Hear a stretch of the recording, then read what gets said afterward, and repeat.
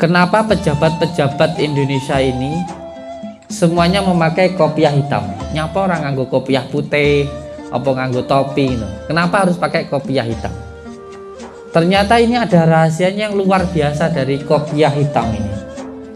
Apa yang ada di kopiah Bung Karno itu? Saya lihat Kang, saya lihat aja kan, beliau kan diem aja no, duduk aja kan, lagi tirakat mungkin, entah jinnya, entah kodamnya, entah apa ya aku gak ngerti ya. Boh, tahu tak delok ya. Saya lihat di kopiahnya Bung Karno ini, di sini itu ada huruf alif, lam, mim.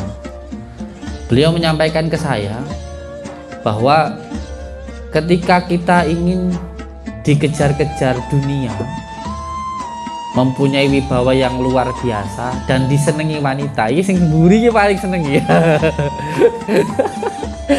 Sing paling mbok senengi nak mburi dewi, disenangi wanita. Itu kuncinya kamu harus merendah serendah-rendahnya dan hina sehina-hinanya dengan cara bersujud. Ketika doamu kamu sampaikan ke bumi, maka akan diterima oleh langit. Ketika kita melakukan ini nanti, setiap malam dibaca, dan paginya mulai dari habis subuh sampai jam 7 jangan tidur. Tidurnya nanti mulai jam 7 lewat. Dan lakukan sedekah Rp7.000 saja. Sampai pareng masjid kena, pareng no cah cilik kena, pareng no kancamu kena. Kalau nggak ada uang sama sekali, santri nggak ada duit belas, ucapkan salam ke 7 orang. Assalamualaikum warahmatullahi wabarakatuh. Terus guyu senyum sedekah ini ke 7 orang. Jadi isuk golek uang sik kancamu celuan. Kang hehehe. Assalamualaikum warahmatullahi wabarakatuh. Terus kancane celuk hehehe. 7 orang. Kalau sampean praktekkan ini, saya pernah nggak punya uang sama sekali. Itu saya dikasih uang itu 7 juta sama orang. Saya nggak punya uang sama sekali waktu itu. Saya amalin ini, dikasih uang 7 juta saya. Bu Allah alam biswa, bisa seperti itu. Jadi amalannya ini dipegang malam ya, malam ketika sampai selesai sekolah atau penting malam, lepas dari jam 12. Ditekan pakai ibu jari, ini alif, lam, mim, mimnya ini alif, lam, mim.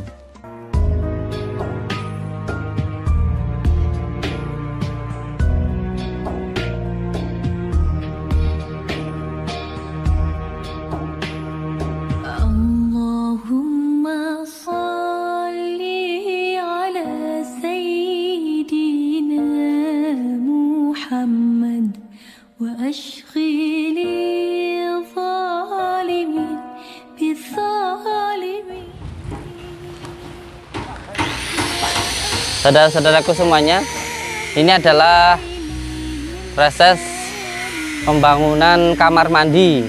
Ini nanti progresnya gimana ini Pak? Pintunya lewat sana. Untuk ruang 10 ruang. Oh, untuk 10 ruang. Kamar mandi perempuan sendiri, laki-laki sendiri gitu. Siap. Untuk tengahnya untuk lorong. Oh, lorongnya siap. Diameter kamar mandinya 2,5 x 3, untuk lorongnya 4 meter. Siap.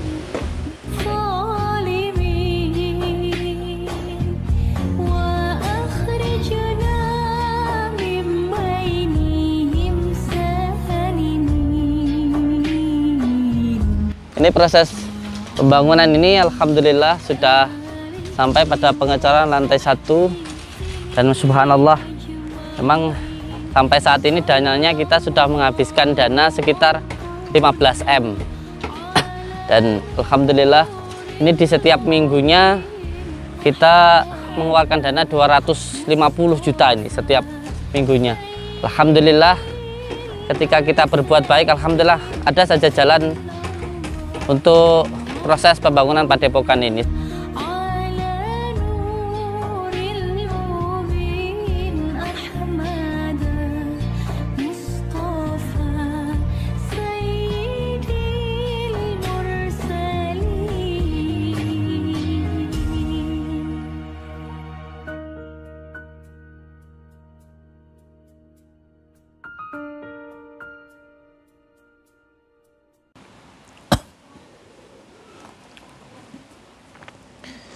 Bismillahirrahmanirrahim. Assalamualaikum warahmatullahi wabarakatuh. Bismillah, alhamdulillah, wa syukurillah wa nikmatillah, wa la khawla wa la quwata illa billah, amma ba'd. Anak-anakku semuanya, di malam yang berbahagia ini, alhamdulillah, kita semuanya masih diberikan nikmat sehat oleh Allah Subhanahu wa Ta'ala. Semoga nikmat yang diberikan Allah kepada kita ini bisa kita gunakan sebaik-baiknya di jalan Allah, karena semua nikmat yang diberikan Allah ini nanti akan ada hisabnya, akan ada pertanggungjawabannya. Dan semoga kita semuanya diberikan kemampuan oleh Allah Subhanahu wa Ta'ala untuk menjalankan segala perintah-perintah Allah dan menjauhi segala larang-larangannya. Karena tidak semuanya orang yang kuat itu diberikan kemampuan oleh Allah untuk menjalankan perintah-perintah Allah.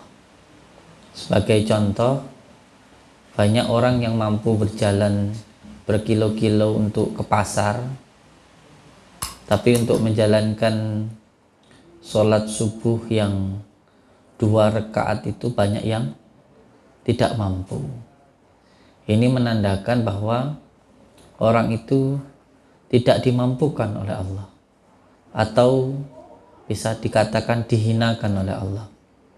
Oleh sebab itu, kita yang sudah bisa menjalankan sholat subuh 2 rakaat itu bersyukur kepada Allah.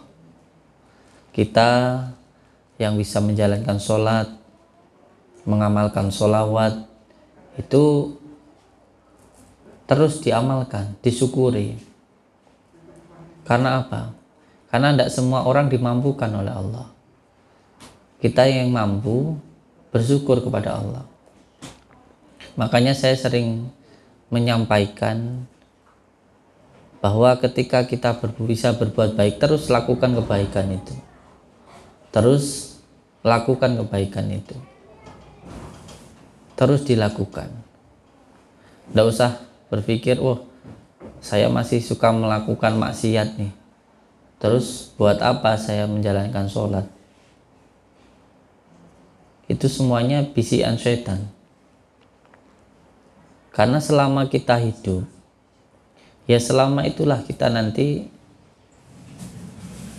masih tetap selalu digoda untuk melakukan maksiat. Makanya yang masih suka melakukan maksiat, ya nggak apa-apa, terus menjalankan sholat, terus mengamalkan sholawat.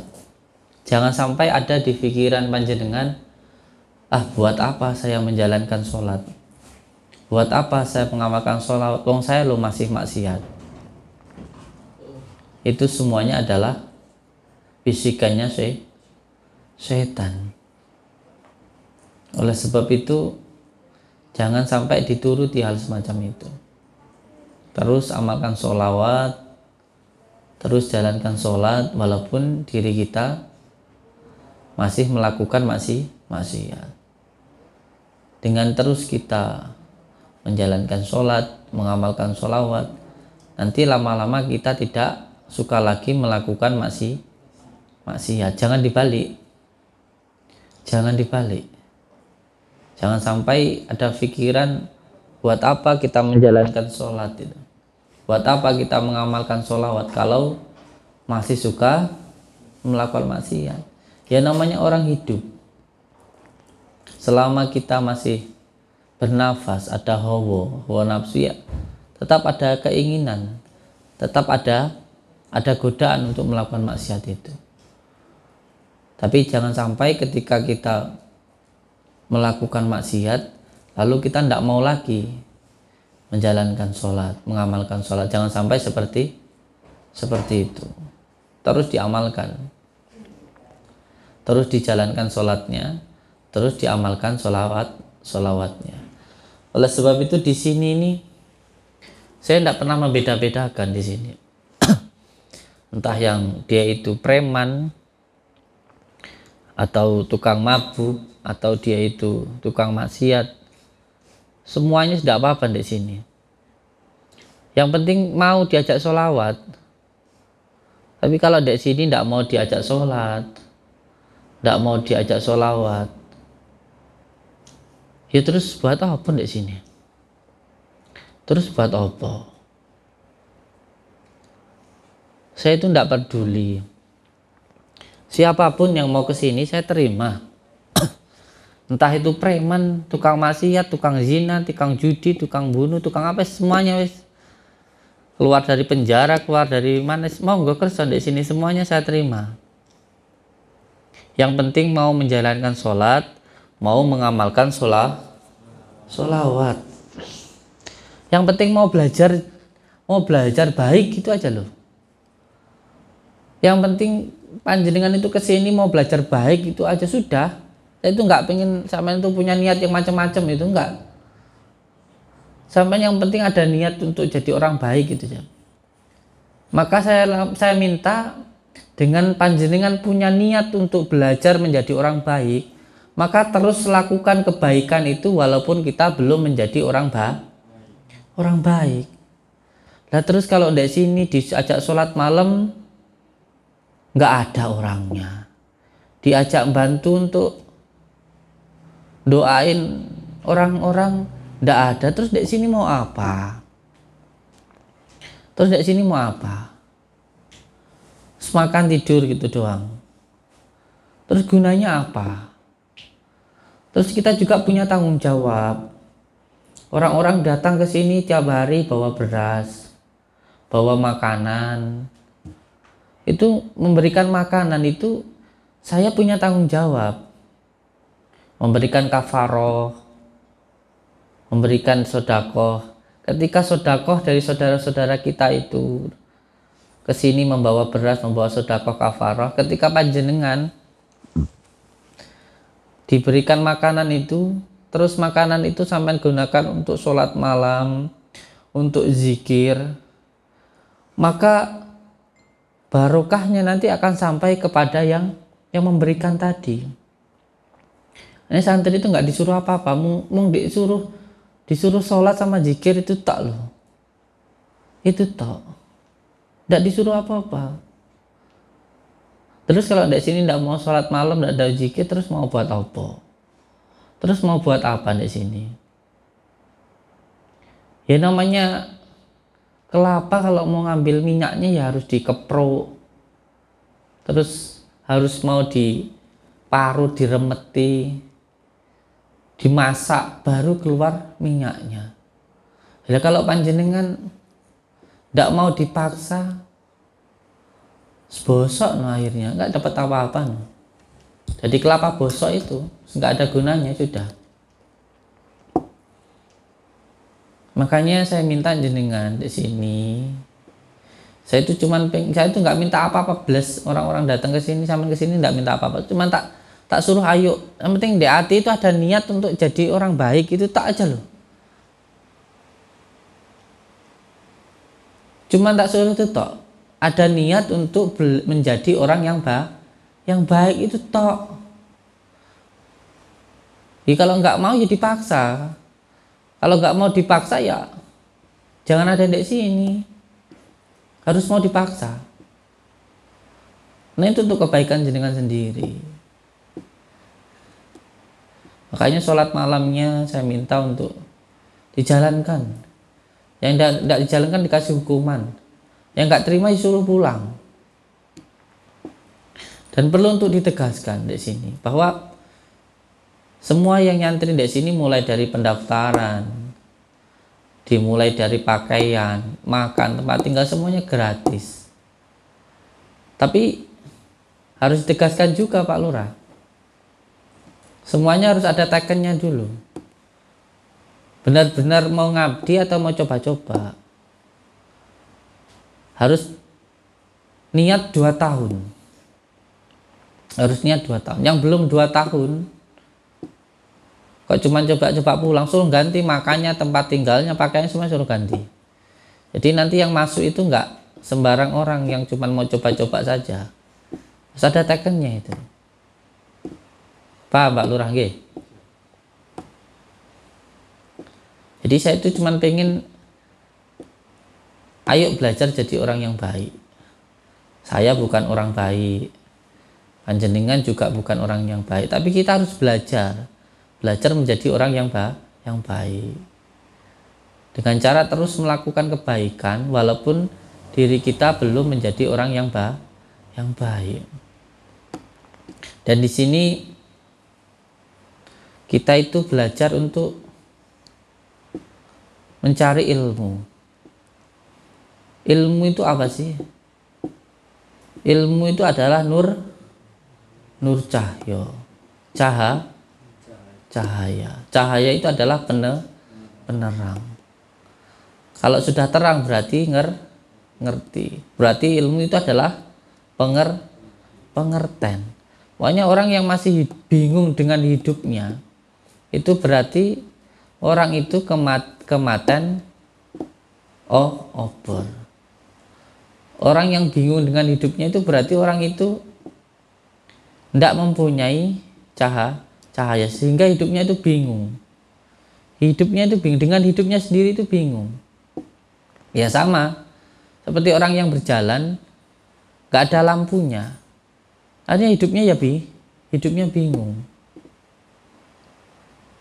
Makanya sebenarnya ilmu itu intinya supaya diri kita itu tenang, supaya hidupnya itu tenang. Makanya saya itu dari mulai membuat padepokan ini, dari mulai baru pertama membuka itu sudah ada yang bilang, alah padepokan kamu nanti itu, padepokannya Gus Samsudin itu nanti paling lama 1 bulan 2 bulan sudah tutup gitu. Nggak akan bertahan lama, enggak. Bahkan saya itu sudah kenyang dengan namanya cacian, hinaan maupun fitnah, itu saya sudah kenyang. Dan dikatakan penipuan, dikatakan pembodohan, dikatakan banyak hal itu sudah biasa saya itu. Tapi saya santai-santai saja. Lah kalau kayak seperti ini, kalau orang tidak berilmu, kalau orang itu tidak ada penerangnya, itu sudah bingung. Dikatakan seperti ini sudah bingung dikatakan seperti ini. Sama kayak orang berjalan nggak ada lampunya gitu. Dikatakan begini begitu nanti sudah bingung. Karena memang tidak berilmu, tidak ada penerangnya.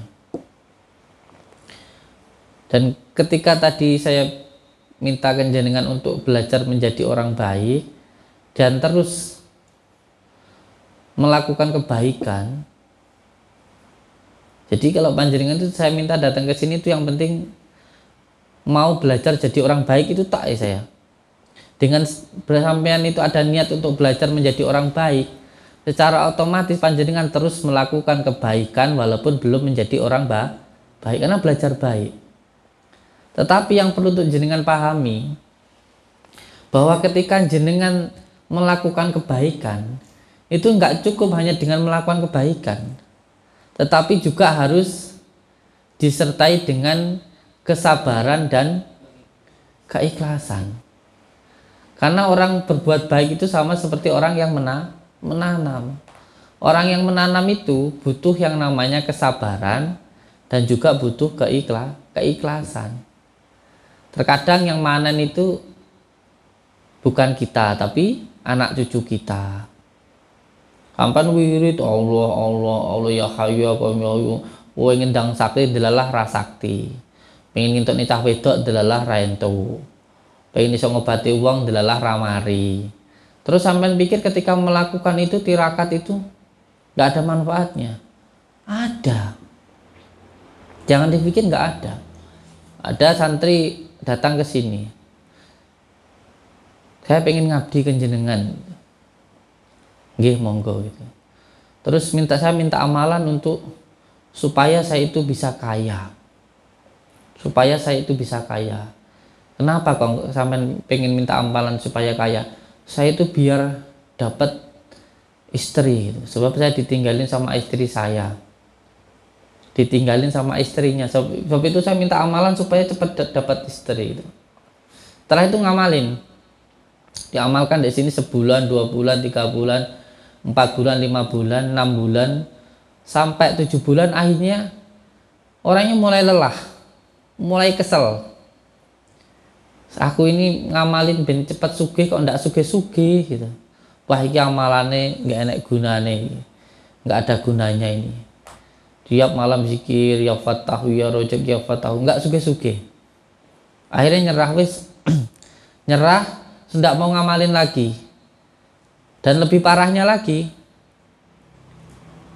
bencinya setengah mati sama padepokan ini.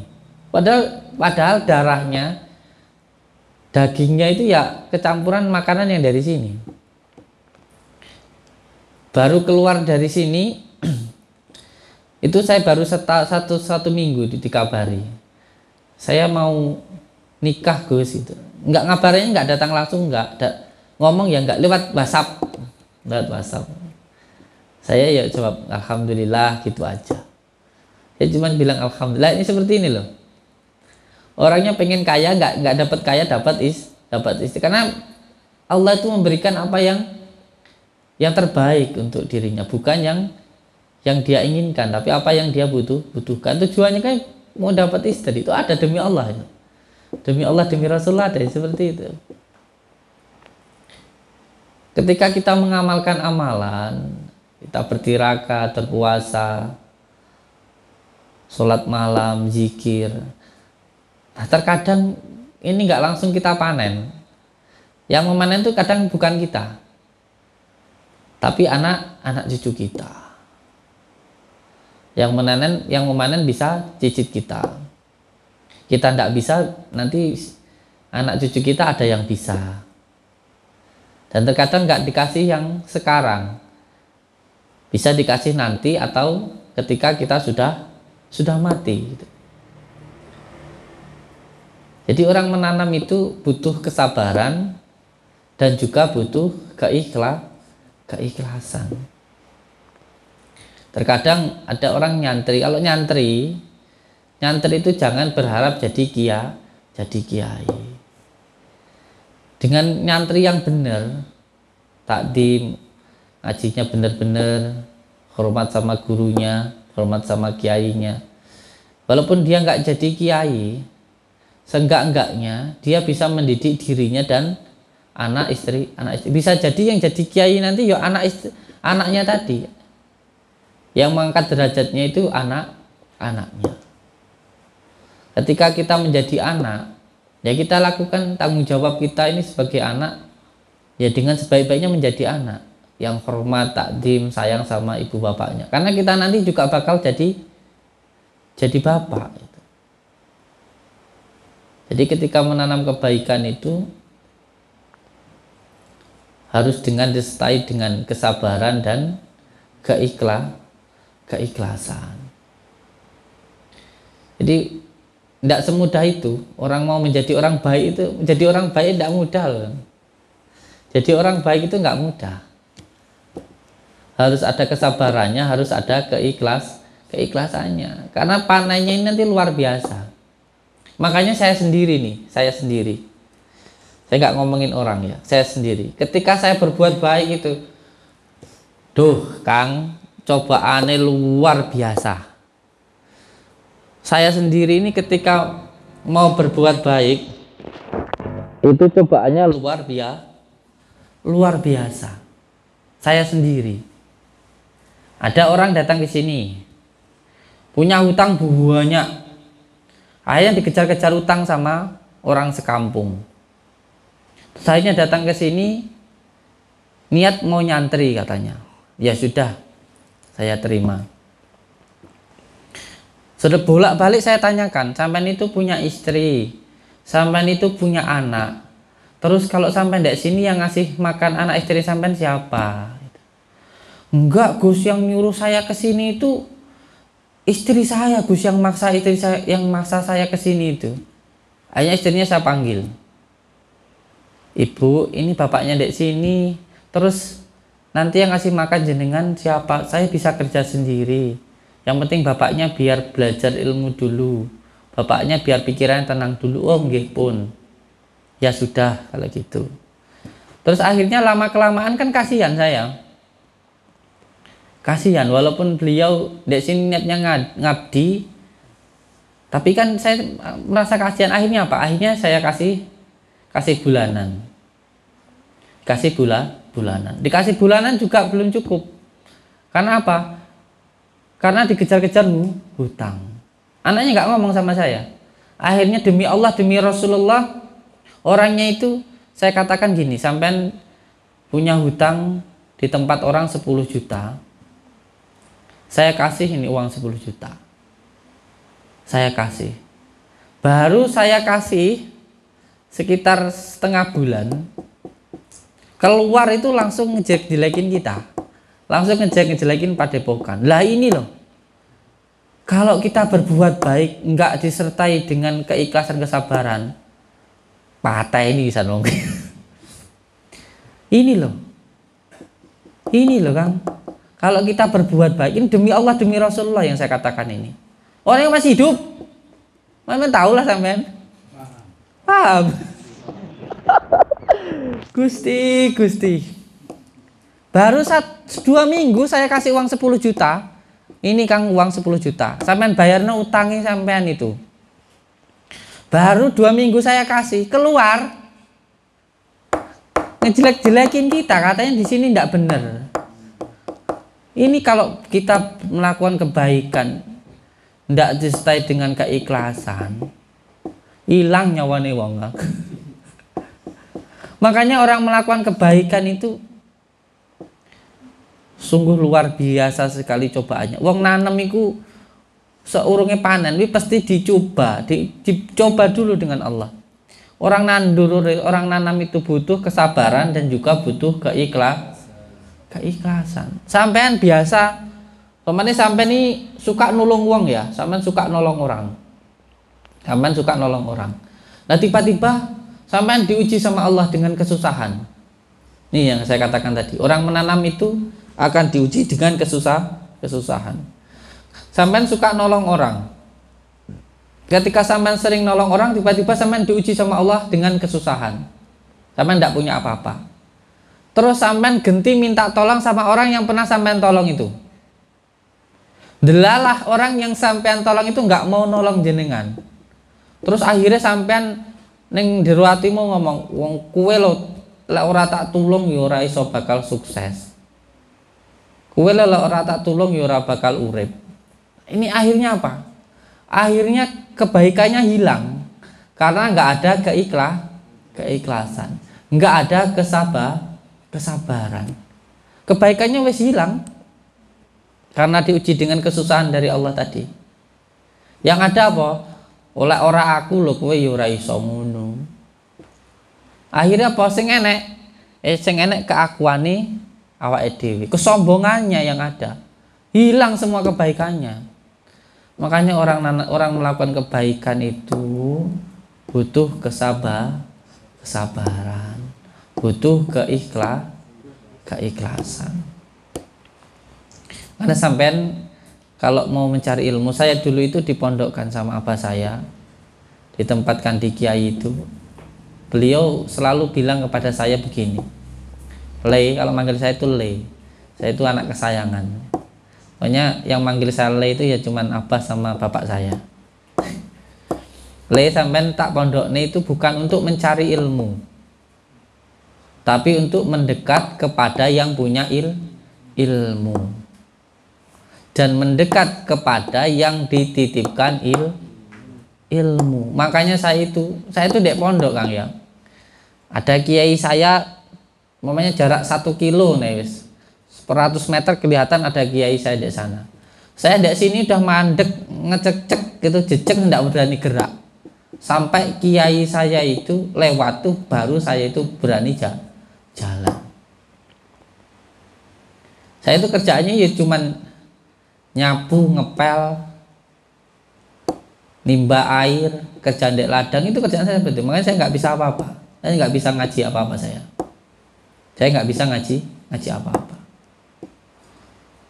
Karena yang diperintahkan kiai saya itu ngaji, ditaruh di pondok, itu bukan untuk mencari ilmu, tapi untuk mendekat kepada yang punya ilmu, yaitu Allah, dan mendekat kepada yang dititipkan ilmu.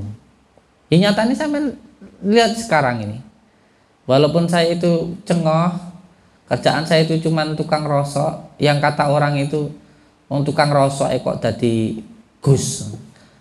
Baperan sih kowe. Wong Jawa iki jenenge Gus ya artine den bagus. Cah bagus. Bagus kelakuane, bagus atine celuk Gus wong apa-apa jenengane Agus. Ngono nek wong diceluk Gus wis bingung, wah anake sapa, kiai sapa ngono. Baperan. Akan di baperan wong diceluk Gus. Bahkan banyak yang bilang, wah tukang rosok kok iso-isone dadi Gus, dadi dukun iki piye gitu. Kalau Allah wis kersa kowe arep nyapa? Kalau wis dikersakne Gusti Allah mau apa?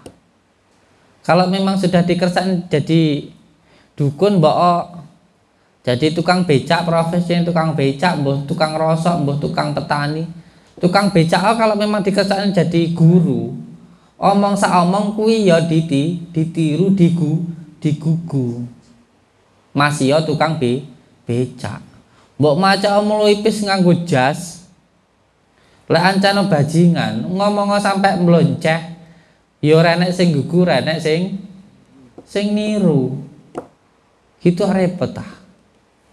Lalu memang dijadikan jadi dukun, yang penting dukun loh ya, bukan ngedukun atau senang dipanggil dukun. Ini beda loh ya, beda antara dukun, ngedukun, terus senang dipanggil dukun. Sama kayak orang kaya, sok kaya, terus senang dipanggil kaya, itu beda. Sugih, semugih, karo senang diarani sugih itu berbeda. Kalau memang wong sugih, orang kaya, ya kerja sak kerja sukses, dodolan laris, usaha ngene modal piye dadi, ancene dikersane sugih karo Gusti Allah. Beda dengan orang yang semuge. Orang dia apa-apa tapi seneng cerita. Wah, lemahku nang kono, mobilku 5, bojoku 3, padahal plus orang dia apa-apa. Kuwi semuge. Enek seneng sing diarani sugih. Orang dia apa-apa tapi ngangge emas imitasian, kompreng. Mobilnya sewanan, ngerti-ngerti jabel karo bang. Iku semuge. Dukun ya gitu. Kalau memang dikersane dukun ya apa mana? Dukun itu duduk tekun ngamalin kun fayakun. Dukun ini masamu apa ta? Dukun santet ta? Sing elek dukun santet, sing ora ya ora. Lek ancen dikersane dadi dukun, masih ya dadi petani moro-moro ya nek wong moro. Saya itu nggak tahu gimana ceritanya, tiba-tiba itu ada orang datang. Jojo, saya itu namanya aslinya Pak Ijo. Orang itu kenalnya saya itu namanya Pak Ijo. Jojo, Den, gitu, aku tambah nono ta gitu. Terus saya bingung lah, terus saya nambahin ini gimana? Pokoknya yang penting aku tambah nono. Marai aku olah himpan ini kon rene, ini enak kayak gitu. Aku tambah nono. Terus piye lah aku nambah ini sembuh. Sak karep-karepmu Den, semaumu wis mbok idoni ndak apa-apa, yang penting aku mari gitu. Akhirnya ya nggak pakai apa-apa ya, bismillah itu sebul didoni ndelalah orangnya yang mari. Nah dari satu orang inilah tepuk tular, ngomong ke lain-lainnya, akhirnya ya jadi ramai kayak begini. Akhirnya ramai. Ya kalau memang sudah jadi dukun ya, ada kan orang yang bilang wong kaya ngono dadi memang dikersakne Gusti Allah arepnya apa kon? Arepnya apa? Baginda Rasulullah pengembala kambingnya jadi presiden wong. Arepnya apa tak kon? Nek wis dikersakne Gusti Allah arepnya apa kon? Yang penting gak ngedukun. Jadi kalau ngedukun sama dukun beda. Kalau ngedukun itu ya wis ora iso apa-apa tapi ceritane sembarang sing iso robo sukma, iso ngene, iso ngono, padahal ora iso apa. Kalau seneng dipanggil dukun, ora iso apa-apa tapi pakaian wis kompleng, tasbih guantung ngendi-ngendi wis diarani dukun. Nah, salah satunya ilmu. salah satunya ilmu amalan yang sampean amalkan itu supaya sampean menemukan jalan hidup panjenengan. Nah, kalau orang jalan pakai cahaya, ilmu tadi apa? Nur cahaya. Orang itu kalau jalan menggunakan cahaya, ya akhirnya ketemu jalannya gitu. Jadi orang belajar ilmu itu supaya ketemu jalannya. Paham ya? Dan salah satu kisah yang saya alami dulu ketika saya sedang tirakat itu, salah satunya ketika Abah Yai saya yaitu menyuruh saya untuk menemui Mbah Joyo Kentilut yang ada di Padepokan Gunung Gedang dulu. Pernah nyuruh saya untuk ke sana. Waktu saya ke tempatnya Gus Rohim. Gus Rohim itu Sumenep. Gak taunya saya suruh nemuin Mbah Joyo Kentilut. Beliau umurnya hampir 200 tahun, insyaallah, di Gunung Gedang, nggak jauh dari sini. Nah, dari sana beliau itu, Mbah Joyo itu menyuruh saya untuk bertirakat di gua, dan gua itu insyaallah pernah digunakan untuk bertapanya Pak Soekarno. Jadi tempat riadohnya Mbah Karno, Pak Karno, Bung Karno. Ketika di sana, saya melihat itu ada cahaya yang terang benderang sekali dari dalam gua tersebut. Hampir menyeliputi seluruh Nusantara ini. Hampir menyeliputi seluruh yang ada di Indonesia ini. Dan ketika saya masuk, cahaya itu ternyata dari seseorang yang duduk di sana. Ketika saya dekati, karena memang saya disuruh bertirakan di situ, ternyata itu mukanya itu seperti Bung Karno. Entah itu asli Bung Karno atau hanya khodamnya saja, atau memang mata saya yang blurem, saya nggak tahu. Tapi yang jelas saya lihat beliau itu di pandangan saya itu Bung Karno. Dan dari cahaya tadi itu keluarnya dari sirai atau dari kepalanya Bung Karno yang memakai kopiah.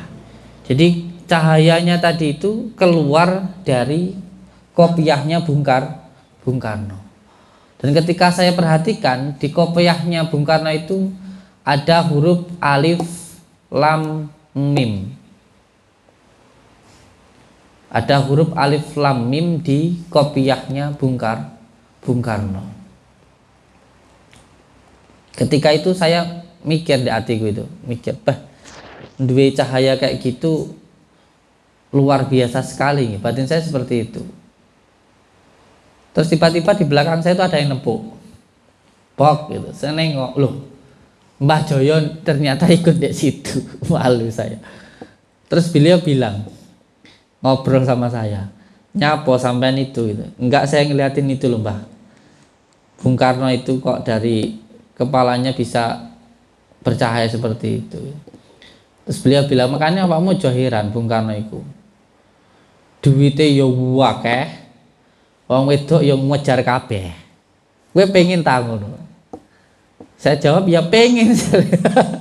Manusiawi ta? Manusiawi, ndak usah munafik. Iya, aku ya pengen di duit akeh, terus bojoku ya akeh. Aku ya pengen. Bojoku ra krungu tuh. Demi Allah Kang, saya bertanggung jawabkan mulut saya ini. Sampean kalau pengen tahu Mbah Joyo Kentilut, sampean main ke Padepokan Gunung Gedang. Di situ ada namanya Mbah Joyo, tapi beliau sudah almarhum. Umurnya hampir 200 tahun. Orang umurnya terpanjang di Indonesia. Belum lama ini, baru beberapa waktu yang lalu meninggalnya. Beliau matur ke saya, sampean pengen tahu ngono kuwi. Di duit-duit akeh, duwe wibawa gedhi, terus disenengi karo wedok-wedok, pengen lah. Pengen lho, wong trika sringis gitu. Terus beliau bilang ke saya, sampean tahu nggak rahasianya kenapa sampai sekarang pejabat-pejabat di negara kita itu semuanya kopiahnya hitam. Ini ada rahasianya loh.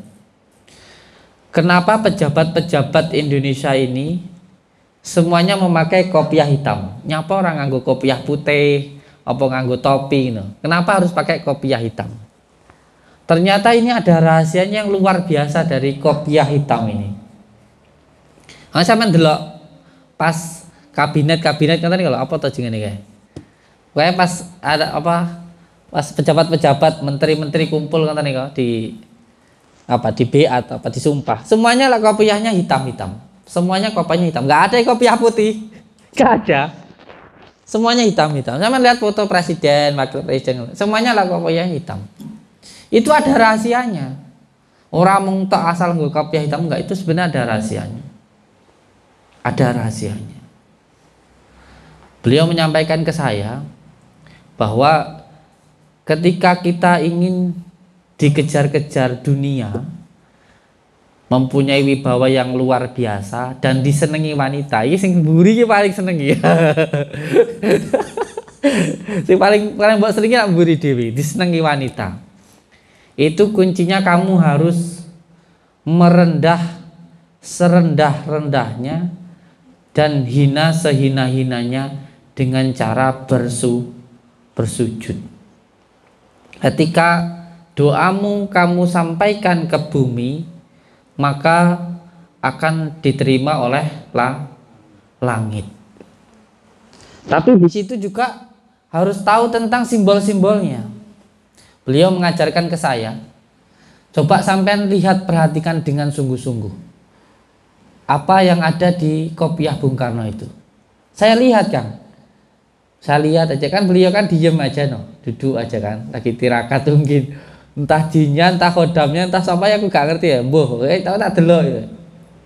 Saya lihat di kopiahnya Bung Karno ini, di sini itu ada huruf alif, lam, mim. Kan kopiah begini kan. Bisa lihat itu di sini alif, lam, mim. Terus Mbah Jaya itu bilang, sekarang kamu tempatkan huruf tersebut di kopiah kamu. Caranya pripun Mbah? Saya kan tanya. Terus beliau bilang gini, yang pertama, kalau mau mengamalkan ini, lidah ditekan ke atas, ke langit-langit, ilatih ditekan yang dhuwur. Terus setelah itu kopiahan begini, jari ini pegang dulu yang sebelah kanan, alif, ayo praktek, engko jajal wis diseneng mbok ngedok apa ora, diamalno. Kopiahnya diginikan, ujungnya ini loh, lidahmu tekan ke atas, lidahmu tekanan ke atas ya. Ini yang mengamalkan yang kopiahnya hitam, yang enggak kopiahnya hitam enggak usah. Lidahmu tekan ke atas ke langit, ditempelkan ke atas. Terus setelah itu sampai tarik nafas, baca alif, tangannya jempol ibu jari megang sebelah sini, yang merah putihnya. Ini sampai tidak ngerti ya. Ini bukan sembarangan loh. Saya membuat kopiah dengan simbol merah putih terus padepokan. Terkadang saya tulis di sini Garuda, tapi yang sering merah putih. Ini ada rahasianya. Yang ini jempol tangan, posisi tetap lidah tekan ke atas. Lidah tekan ke atas, tarik nafas, baca alif. Pas di tengah-tengahnya antara merah dan putih, tulang dan darahmu ini. Alif, lam, ini. Mim ini dirimu sendiri. Alif, megangnya gini, alif, lam, mim. Terus baca, tahan nafas. Zalikal kita bula raiba fi, pintar. Coba itu diulang 7 kali, tahan nafas. Diulang 7. Yang diulang cukup kata zalikal kitabul la raiba fihi hudal lil muttaqin. Itu yang diulang 7 kali itu. Yang diulang 7 kali itu. Terus jajal saiki enek cah wedok ora celuk guyu ora.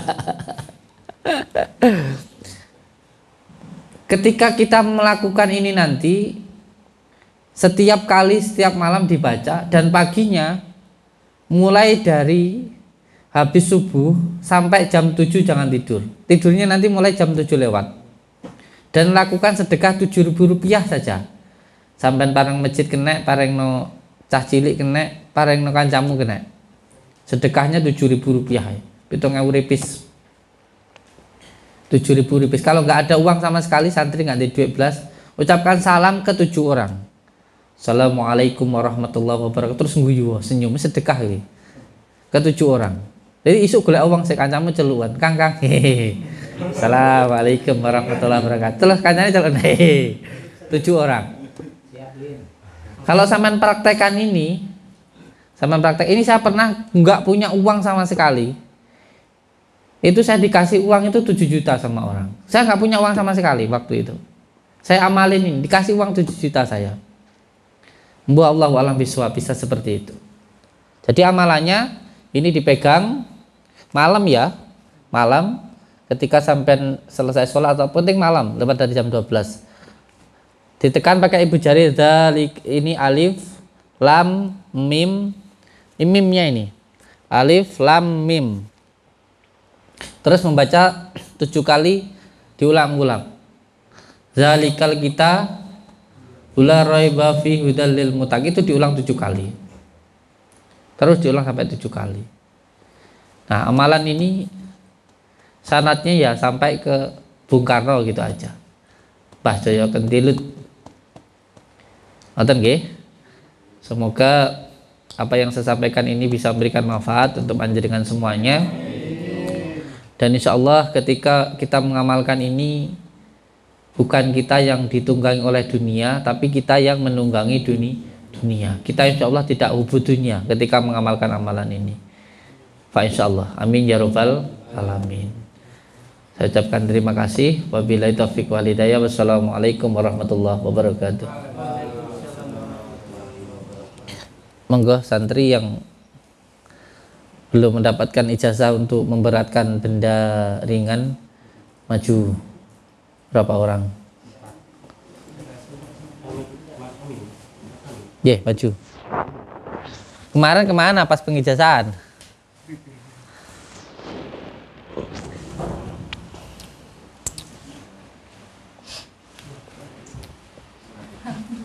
Belum pulang? Ya Allah.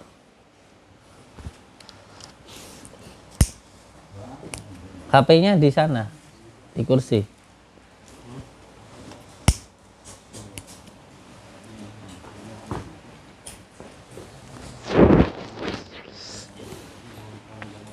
Monggo.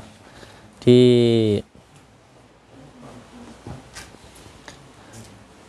mana garamnya? Garamnya krosok. Garam krosok kapan nyampurnya? Oh.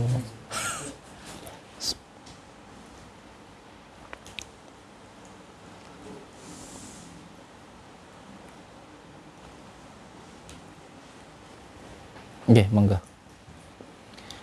Diminum dulu sedikit aja, sendok gini. Terus setelah itu minum 3-nya ini ya. Monggo. Lu masih sakit? Dikit aja. Sendok aja wis. Ya. Kokop aja, nggak usah pakai sedotan.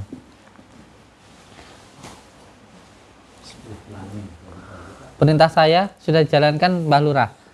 Nggak usah pakai piring semua santri. Makannya bareng-bareng, ditumplek baskom. Makan bareng. Sebenarnya sih kalau saya dulu tampah, tapi saya dulu satu kamar cuma 5 orang. Ini banyak orang, nggak pakai apa ya?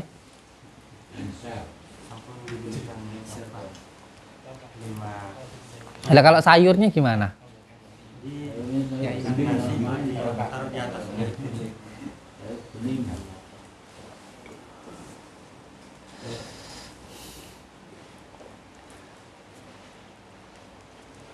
Terus selain itu sampean harus buat jadwal makan bareng, makan jam berapa, istirahat jam berapa, sampai aturkan nggih.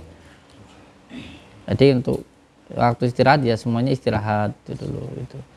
Pokoknya kita mulai jam 1, jam setengah, jam 4 itu diistirahatkan dulu untuk sholat bareng, makan bareng. Setelah itu nanti dilanjutkan lagi gitu. Pokoknya sepenuhnya saya tugaskan ke jenengan lah.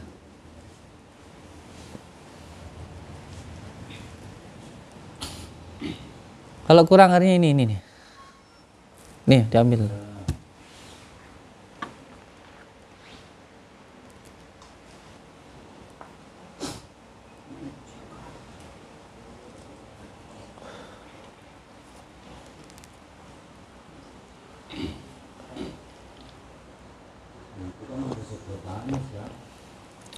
Cabut aja sedotannya.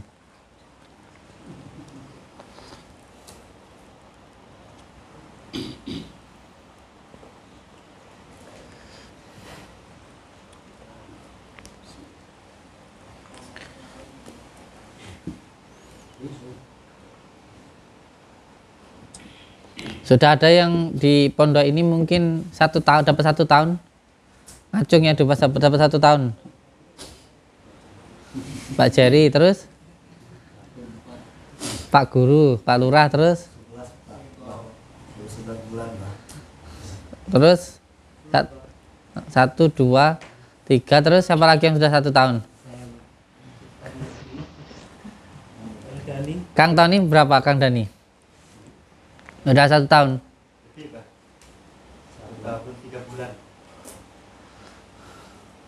2 tahun harus berani buka bendera. Jadi buka cabang tempat masing-masing. Mau di mana itu. Tapi tetap di bawah dari padepokan ini. Di 1 bulan sekali atau 3 bulan sekali gitu kita berkunjung ke cabang tersebut. Termasuk di Makassar ini kita sudah ada 1. Iya.